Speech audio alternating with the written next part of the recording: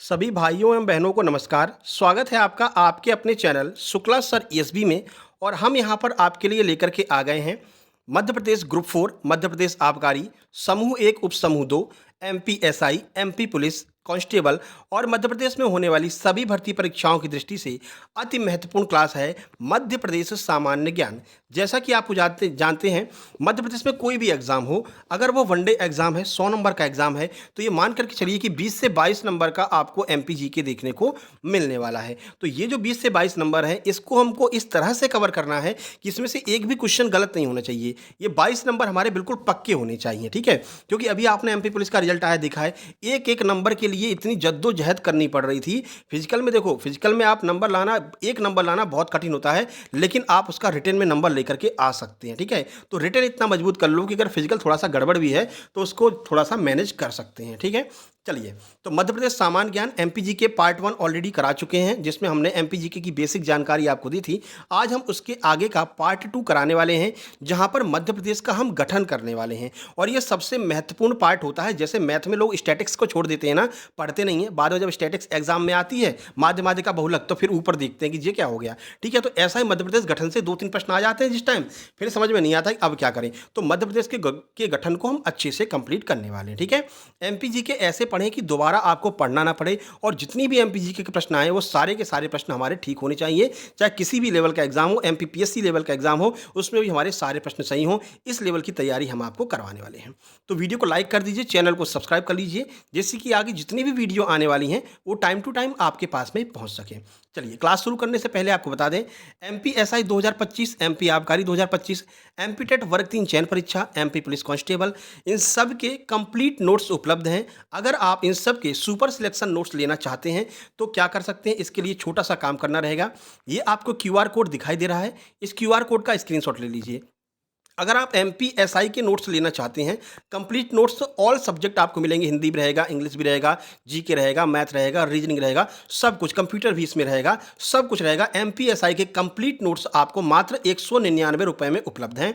तो अगर आप एमपी एसआई के नोट्स ले लेते हैं तो आपके इसमें एमपी कांस्टेबल भी कवर हो जाएगा, एमपी आपका आबकारी भी कवर हो जाएगा, वन रक्षक, जेल प्रहरी, सब कुछ कवर हो जाएगा, ठीक है। तो अगर आप एमपी एसआई के नोट्स ले लेते हैं, तो मान लीजिए आप एमपी एसआई की तैयारी नहीं कर रहे हैं, आपको हिंदी इंग्लिश वगैरह नहीं पढ़नी, कंप्यूटर नहीं पढ़ना है, आपका लक्ष्य जेल प्रहरी या फिर एमपी पुलिस कांस्टेबल, एमपी आबकारी है, तो इन सब के आप अलग अलग नोट्स भी ले सकते हैं। मात्र 189 रुपये में इन सब के अलग अलग नोट्स उपलब्ध हैं। और एमपी टेट वर्ग 3 चयन परीक्षा कंप्लीट सब्जेक्ट, ऑल सब्जेक्ट के नोट्स मात्र 189 रुपये में उपलब्ध हैं। तो आप कोई भी नोट्स लेना चाहते हैं तो उतने रुपए का पेमेंट इस क्यूआर कोड पे करके उसका स्क्रीनशॉट इस व्हाट्सएप नंबर पर आपको सेंड कर देना है, 7052547033। नीचे अपने एग्जाम का नाम भी लिख देना कि कौन से एग्जाम के आपको नोट्स चाहिए। नोट्स तुरंत की तुरंत आपको सेंड कर दिए जाएंगे, ठीक है। बिल्कुल भी समस्या नहीं रहेगी, तुरंत आपको नोट्स सेंड कर दिए जाएंगे। फिर आप अपने नोट्स से तैयारी करते रहना, बाकी रेगुलर क्लासेस हम लेकर के आते ही रहेंगे। अब चलिए क्लास शुरू करते हैं। इससे पहले हमने आपको बता दिया था, देखो भैया 1956 में मध्य प्रदेश कैसा दिखता था, इस तरह का। फिर उसके बाद में 2000 तक मध्य प्रदेश इस तरह से दिखा, और वर्तमान में मध्य प्रदेश ऐसे दिख रहा है। कैसे कैसे मध्य प्रदेश बना था और वर्तमान में कैसे दिख रहा है, वो सब हम आपको बता चुके हैं। एमपी की बेसिक जानकारी आपको दे चुके हैं, मध्य प्रदेश का सामान्य परिचय, कब गठन हुआ था, कैसे गठन हुआ था। उसके बाद मध्य प्रदेश के जो राजकीय प्रतीक होते हैं, भाई बारहसिंगा, दूधराज, बरगद, इन सबको कर चुके हैं। चलिए, इसी बात पर कमेंट बॉक्स में कमेंट कर दीजिए कि मध्य प्रदेश का राजकीय वृक्ष क्या है। चलिए कमेंट बॉक्स में कमेंट कीजिए तुरंत, अगर आपने पहली क्लास ली होगी तो जरूर आपको पता होगा, ठीक है। तो ये सब आपको हम करा चुके हैं। अब सीधे हम चलते हैं मध्य प्रदेश का, देखो अक्षांशीय देशांतरी विस्तार भी आपका करा चुके हैं, ठीक है। 870, 660 ये सब कुछ करा चुके हैं। अब वर्तमान मध्य प्रदेश का थोड़ा सा बेसिक रह गया था, इसको कंप्लीट करके मध्य प्रदेश का गठन करेंगे अपन। देखो, तो वर्तमान मध्य प्रदेश में विधानसभा सीटों की संख्या 230 है, राज्यसभा सीटों की संख्या 11 है और जिलों की संख्या 55 है। अब ये कौन कौन से जिले हैं, इसको हम कवर करेंगे जब मध्य प्रदेश का भौगोलिक परिदृश्य अपन पढ़ेंगे। आज तो अपन गठन करने वाले हैं। देखो, 17 नगर निगम है, कौन कौन से हैं ये देख लीजिए, और सबसे लेटेस्ट कौन सा है वो आपको कमेंट बॉक्स में कमेंट करके बताना है कि 17वां सबसे लेटेस्ट नगर निगम कौन सा है। चलिए इसको देख लेते हैं। इंदौर हो गया, भोपाल नगर निगम, जबलपुर, ग्वालियर, उज्जैन, सागर, देवास, सतना, रतलाम, रीवा, मुरैना, खंडवा नगर निगम, बुरहानपुर नगर निगम, छिंदवाड़ा नगर निगम, सिंगरौली, कटनी और भिंड नगर निगम, ठीक है। ये 17 नगर निगम वर्तमान में मध्य प्रदेश में हैं। इनका नाम आपको याद रखना है और लेटेस्ट वाला कौन सा है वो आपको बताना है। चलिए भैया, अब करते हैं मध्य प्रदेश का गठन। तो जैसा कि आपको पता है, 1947 में अपना भारत आज़ाद हो गया, ठीक है, आज़ाद हो गया भारत। अब ये हुआ कि भाई अब भारत को चलाया कैसे जाए, ठीक है ना? क्योंकि अपना जो संविधान है वो 1950 में लागू हुआ था। तो ये बीच के सालों में सर 3 साल भारत चलता कैसे रहा? क्योंकि प्रशासनिक सुविधा भी तो देखनी थी, पुलिस था, पुलिस को किसने कंट्रोल किया, बाकी सुविधाएँ कैसे चली? क्योंकि अंग्रेज़ तो 1947 में चले गए, उसके बाद क्या चला? तो वो सब आपको हम बताने वाले हैं। तो उस टाइम पर हमारे यहाँ संविधान सभा हुआ करती थी। तो ये संविधान सभा ने 2 काम किया। एक तो हमारे लिए संविधान का निर्माण किया, ठीक है? साथ ही साथ में अंतरिम सरकार के रूप में भी काम किया, यानी कि जो उस टाइम पे सरकार थी, वो भी संविधान सभा के रूप में, जो संविधान सभा है, सरकार के रूप में भी कार्य किया करती थी। चलो, तो अब धीरे-धीरे इस सब चीज़ों को कवर करते हैं। संविधान सभा ने भारत के लिए संविधान का निर्माण किया एवं जब तक भारत में संविधान लागू नहीं हो गया, तब तक अंतरिम सरकार के रूप में भी संविधान सभा ने काम किया। संविधान सभा सभा के सामने समस्या ये हो गई कि भैया अब भारत को हमने एक तो कर लिया है। साम, दाम, दंड भेद से अपने वल्लभ भाई पटेल जी ने, सरदार जी ने चाहे बंदूक दिखाएँ या कुछ भी दिखाएँ, ठीक है ना? या मित्रता करें, कुछ भी करके हमने एक तो कर लिया। मतलब बहुत सारी रियासतों को जोड़ तो लिया अपने साथ में, लेकिन जब रियासतों को जोड़ लिया तो समस्या ये आई कि अब हमें भारत का निर्माण करना है, भारत में राज्यों का निर्माण करना है। तो ये राज्यों का निर्माण करें कैसे? भाषा के आधार पर करें या फिर प्रशासनिक सुविधा के आधार पर करें? अब देखो, कुछ लोगों ने कहा भाषा के आधार पर कर दो। तो यहाँ पर देखा गया कि देखो, हर 50 किलोमीटर पर बोली चेंज हो जाती है, 100 किलोमीटर पर भाषा चेंज हो जाती है। ऐसे तो भारत में 500 राज्य हो जाएँगे, फिर कंट्रोल करना मुश्किल हो जाएगा। तो फिर क्या किया जाए? उन्होंने कहा कि इसके लिए एक समिति का निर्माण करते हैं। तो उन्होंने एक समिति बनाई, ठीक है? तो डॉक्टर राजेंद्र प्रसाद जी ने कहा कि एक भाषाई आयोग की गठन करते हैं, वो आयोग हमको बताएगा कि किस आधार पर हमको भारत में राज्यों का गठन करना है। तो इन्होंने आयोग का निर्माण किया, जिसके अध्यक्ष थे एस के धर साहब। तो कब बना ये देखो, इट वाज अपॉइंटेड इन जून 1948, जून 1948 में इस आयोग का निर्माण किया गया और इसके चेयरमैन कौन थे? एस के धर साहब थे। इन्होंने अपनी रिपोर्ट कब से शेयर की? तो दिसंबर 1948 में इन्होंने रिपोर्ट शेयर की और इन्होंने ये बताया, देखो भैया, भाषा के आधार पर भारत का गठन नहीं किया जा सकता है, क्योंकि बहुत सारे राज्य बनेंगे, फिर तो कंट्रोल नहीं कर पाओगे। तो इन्होंने कहा कि प्रशासनिक सुधारों के आधार पर आप जो है, प्रशासनिक सेवा के आधार पर आप जो है मध्य प्रदेश का गठन कर सकते हो। तो उन्होंने कहा चलो ठीक है भैया, इनकी बात मान लेते हैं, लेकिन ऐसे कैसे मान लें? तो उन्होंने कहा एक और समिति गठन करेंगे। पहले इसका देख लो, यह आयोग जून 1948 में बना, दिसंबर 1948 में रिपोर्ट दी, साफ-साफ सिफारिश की कि भैया ऐसा है, राज्यों का पुनर्गठन जो आधार है वो भाषा ना होकर के प्रशासनिक आधार पर किया जाए, प्रशासनिक आधार पर राज्यों का पुनर्गठन किया जाए। तो इनकी बात को देखो, बनाया तो इनको कांग्रेस नहीं था, है ना? लेकिन कांग्रेस ने ही कहा नहीं भैया, हम थोड़ा-सा एक और समिति बनाएँगे, ऐसे नहीं भारत का निर्माण करेंगे। तो इन्होंने कहा क्या किया जाए? इन्होंने कहा कि देखो, एस के धर समिति ने रिपोर्ट तो दे दी है, इसकी जाँच करने के लिए एक और कमेटी बना लेते हैं। तो इस रिपोर्ट की जाँच करने के लिए कांग्रेस के द्वारा अपनी खुद की एक समिति का निर्माण किया गया, जिसे हम जेपीवी यानी या फिर जेवीपी कमेटी के नाम से जानते हैं, इस कमीशन के नाम से जानते हैं। कौन-कौन था इसमें? देखो, जवाहरलाल नेहरू जी थे, ठीक है? और सरदार वल्लभ भाई पटेल जी थे और पट्टाभी सीतारामैया जी थे। इन तीनों लोगों ने कहा कि देखो भैया, चेक करते हैं अपन कि एस के धर साहब ने ठीक कहा है कि नहीं कहा है, या ऐसे ही लेकर के आ गए, रिपोर्ट प्रस्तुत कर दी। इतनी जल्दी इन्होंने रिपोर्ट प्रस्तुत कर दी भैया, जून 1948 में बना, दिसंबर तुमने रिपोर्ट दे दी, सही दी है कि गलत, इसका पता लगाने के लिए इनको जो है 1948 में इस कमेटी का गठन किया गया। इस कमेटी ने भी वही बात कही जो एस के धर साहब ने कहा कि देखो भैया, जो भारत है, इसका गठन भाषा के आधार पर नहीं किया जा सकता है। एस के धर साहब ने बिल्कुल सही कहा था, हम प्रशासनिक सुधारों के आधार पर ही भाषा का गठन करेंगे, ठीक है? तो ये तीनों लोग इसमें शामिल थे, जिसे हम जेपीवी समिति के नाम से जानते हैं। इसके बारे में थोड़ा-सा देख लेते हैं, क्योंकि यहाँ से प्रश्न बन सकता है। इस समिति का निर्माण 1948 में किया गया और इस समिति ने अप्रैल 1949 में अपनी रिपोर्ट प्रस्तुत कर दी। जल्दी में थे सब लोग, क्योंकि भारत का निर्माण करना था भैया, है ना? चुनाव-वुनाव करवाने थे, प्रधानमंत्री बनना था, ठीक है? तो इन्होंने रिपोर्ट अपनी प्रस्तुत कर दी। तो फिर क्या हुआ? आगे देखो, इस समिति ने वही कहा भैया, ऐसा है, एस के धर समिति द्वारा कही गई बात बिल्कुल सही है। ये बात एग्ज़ैक्ट सही है कि हम जो है भाषा के आधार पर गठन नहीं कर सकते हैं। तो इस समिति की बात को मानते हुए 1950 में 4 प्रकार के राज्यों का गठन किया गया, ठीक है? किस आधार पर? प्रशासनिक सुविधा के आधार पर। ये बात इनकी मान ली गई। अब वो 4 राज्य कौन से थे? Part A, part B, part C, part D. ये 4 राज्य थे। आज हम 2 पार्ट खत्म करने वाले हैं, पार्ट ए, पार्ट बी। इन दोनों के बारे में आपको डिटेल में बताएँगे और मैप में दिखाएँगे, 1956 वाले मैप में, कि ये जो राज्य बने थे वो कैसे बने, कहाँ पर बने। चलो भैया, पार्ट ए देख लेते हैं। भारत में जिस जगह गवर्नर का शासन हुआ करता था, वे सभी पार्ट ए के अंदर शामिल हुए। गवर्नर का अर्थ है जो ब्रिटिश राजा हुआ करते थे ना, कुछ बड़े-बड़े राज्य जहाँ पर भैया केवल गवर्नर हुआ करता था।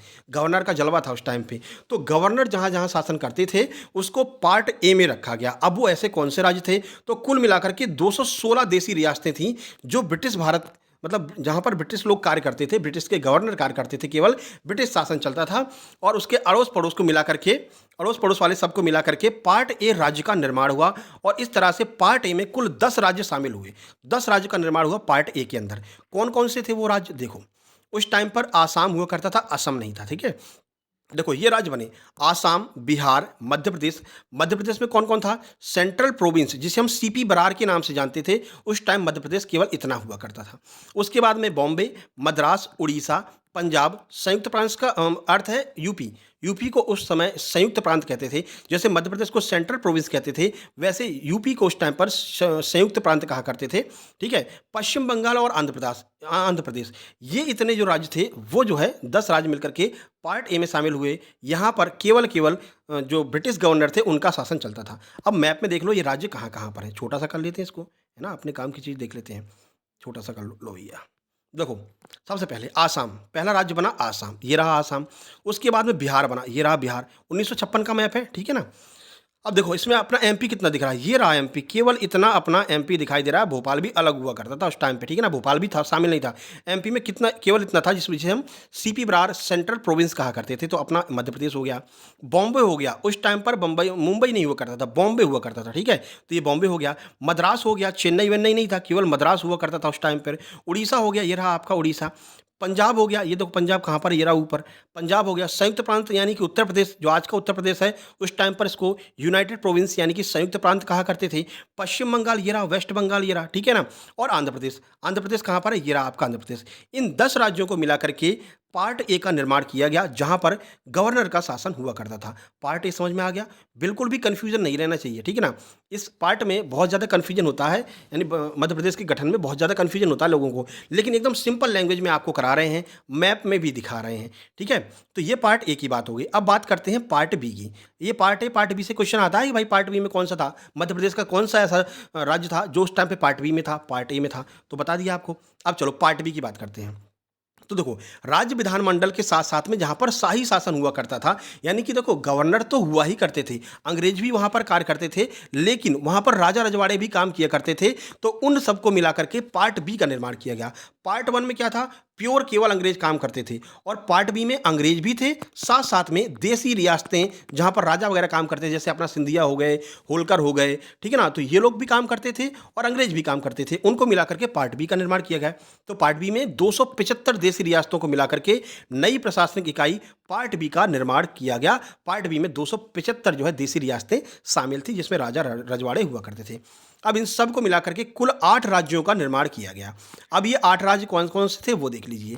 पहला था हैदराबाद, इनका अलग ही जलवा था, ठीक है ना, ये मिल नहीं रहे थे, ठीक है। फिर उसके बाद अपने सरदार पटेल साहब गए, बोले अच्छा मिलोगे? नहीं नहीं, बंदूक रख दी, सोच लो क्या करना है, मिलना है या जाना है ऊपर। उन्होंने कहा अरे भाई साहब मैनेज कर लो ना, हमको मिला लो। बोले ठीक है चलो, हैदराबाद अपना हो गया, सिस्टम ही खत्म। जम्मू कश्मीर, जम्मू कश्मीर कैसे मिला था आपको पूरी कहानी पता है। वहाँ के राजा हरि सिंह थे, उन्होंने कहा कि देखो हम तो तुम में मिलना चाहते हैं, पर हमारी जनता नहीं मान रही है। तो उन्होंने कहा देखो ऐसा है, जनता वंता तो मान लेगी। तो सरदार साहब ने कहा देखो तुम एक काम करो, जवाहरलाल नेहरू जी तुम्हारे मित्र हैं, तुम अपना मैनेज कर लेना इनको, हमको बस ये अपने देश में चाहिए, अपने देश में मिला हुआ होने चाहिए। जवाहरलाल नेहरू साहब ने कहा चलो हम उसको मैनेज कर लेंगे, कोई दिक्कत नहीं, पर वो कर ही नहीं पाए, ठीक है ना। बाद में जब कबीलाओं, मतलब जो कबीलाई थे, उन लोगों ने आक्रमण किया जम्मू कश्मीर पर, तब अपने आप हरि सिंह आकर के बोले भैया हमको मिला लो, नहीं तो वो तो ले जाएंगे पूरा हमारा राज्य। तब इनको जो है विलय पत्र पर जो है साइन करवा के शामिल कर लिया गया। उसके बाद मध्य भारत, मध्य भारत ये अपने लिए महत्वपूर्ण है, ये पूछा जाएगा कि मध्य प्रदेश का कौन सा ऐसा पार्ट था जो पार्ट बी में शामिल हुआ, तो वो मध्य भारत था। ये अलग हुआ करता था पहले, ठीक है, मध्य प्रदेश का नहीं था। ये क्या था, इसमें कौन कौन था, तो इसमें अपने इंदौर ग्वालियर वाला पूरा एरिया आ जाता था। तो इसमें राजधानी 2 थी, एक थी इंदौर और एक ग्वालियर, 2 राजधानी हुआ करती थी, 6-6 महीना ये राजधानी रहती थी, ठीक है ना। तो मध्य भारत वाला पार्ट जहाँ पर होलकर इंदौर में रहते थे, सिंधिया लोग ग्वालियर में रहते थे, तो ये वाला जो पार्ट है वो पार्ट बी में शामिल किया गया। चलो अभी ये एमपी में नहीं है, अभी पार्ट बी पार्ट ए में शामिल है, बाद में इन सबको मिलाकर के एमपी का निर्माण करेंगे। उसके बाद मैसूर, मैसूर को जो है मिलाया गया किसमें, पार्ट बी में। फिर पेप्सू, पेप्सू कहाँ पर हुआ करता था, पंजाब में, पंजाब में एक प्रांत हुआ करता था पेप्सू, ठीक है, ये पेप्सू को पार्ट बी में रखा गया। फिर अपना राजस्थान जानते ही हो, ठीक है। उसके बाद त्रावणकोर, केरल साइड वाला त्रावणकोर जो है उसको मिला लिया। और 8वां था कोचीन, ये भी केरल में ही था, नीचे एकदम, ठीक है ना। देखो यहाँ पर दिखा देते हैं, ये रहा देखो, ये रहा कोचीन, ये कोचीन आपको दिखा दे रहा है। केरला में ही त्रावणकोर हुआ करता था। ऊपर चले जाओ तो ये राजस्थान था, राजस्थान मिल गया था पार्ट बी में। उसके बाद में यहाँ पर पंजाब में पटियाला हुआ करता था। Patiala and east Punjab state union था, जहाँ पर पेप्सू हुआ करता था। इसको हम पेप्सू कहते थे, ठीक है ना। अब इसको देखो, पटियाला से पी ले लिया, ई ले लिया, पी ले लिया, एस ले लिया, यू ले लिया। इन सबको शॉर्ट फॉर्म में जब मिलाकर कहेंगे तो ये पेप्सू बन जाता है। PEPSU बन गया ना पेप्सू। तो ये वाला जो स्टेट था इसको भी मिला करके पार्ट बी में डाल दिया गया। और इधर कौन था? मध्य भारत। मध्य भारत में कौन था? इंदौर भोपाल वाला, जो मतलब इंदौर और वो ग्वालियर, ये सब मध्य भारत में आया करते थे। तो ऐसे इस तरह से इन सब को मिला करके पार्ट बी का निर्माण किया गया। कुल 8 राज्य जो हैं वो पार्ट बी में शामिल हुए। तो पार्ट ए, पार्ट बी, इन दोनों का निर्माण हमने कर लिया है। अब आगे की क्लास हम नेक्स्ट वीडियो में कवर करेंगे। कैसा लगा आपको ये आज की क्लास? कमेंट बॉक्स में आप कमेंट करेंगे, और जो 2 क्वेश्चन आपसे पूछे हैं वो क्वेश्चन भी आप लोग कमेंट बॉक्स में कमेंट करेंगे। तो इसके बाद में पार्ट सी का निर्माण करेंगे, और इसके बाद में पार्ट डी का छोटा सा पार्ट डी जो बचे हुए थे उनको एक काम करो, इनको उठा करके पार्ट डी में डाल दो। तो पार्ट डी में इस तरह से 4 प्रकार के स्टेट हमारे भारत में कवर हो जाएंगे, बन जाएंगे। फिर बाद में उनमें से हम अपने मध्य प्रदेश का निर्माण करेंगे। किसको किसको लेकर के मध्य प्रदेश का हमने निर्माण किया, जो आज का मध्य प्रदेश दिखाई देता है। 2000 तक जब छत्तीसगढ़ हमारा अलग नहीं हुआ था, तब कौन कौन से स्टेट हुआ करते थे और किस तरह से दिखाई दिया करता था। 2000 के बाद में हमारा मध्य प्रदेश कैसे बना और आज हमारा मध्य प्रदेश कैसे है, ये पूरा आपको कवर कराने वाले हैं चित्रों के माध्यम से। वीडियो कैसी लगी कमेंट बॉक्स में कमेंट करना। मिलते हैं नेक्स्ट वीडियो में। और जिस किसी को भी नोट्स चाहिए, ये व्हाट्सएप नंबर है, इस पर मैसेज करके आप लोग अपने अपने नोट्स प्राप्त कर सकते हैं। किसी भी एग्जाम के नोट्स आपको तुरंत उपलब्ध करा दिए जाएंगे। बस स्क्रीनशॉट भेजना, तो उसके नीचे अपना एग्जाम का नाम भी लिख देना, ठीक है। बाकी आपको पता है हमारा चैनल है सक्सेस जंक्शन के नाम से 1.2 लाख, यानी कि लगभग 1,20,000 सब्सक्राइबर है। उसको भी आप लोग सब्सक्राइब कर लेना, ठीक है। वहाँ पर फिलहाल MP महिला सुपरवाइजर की एग्जाम एनालिसिस चल रहा है, तो एग्जाम एनालिसिस को हम उस पर कराया करेंगे, उस वाले चैनल पर, और क्लासेज इस पर चलेंगी, ठीक है।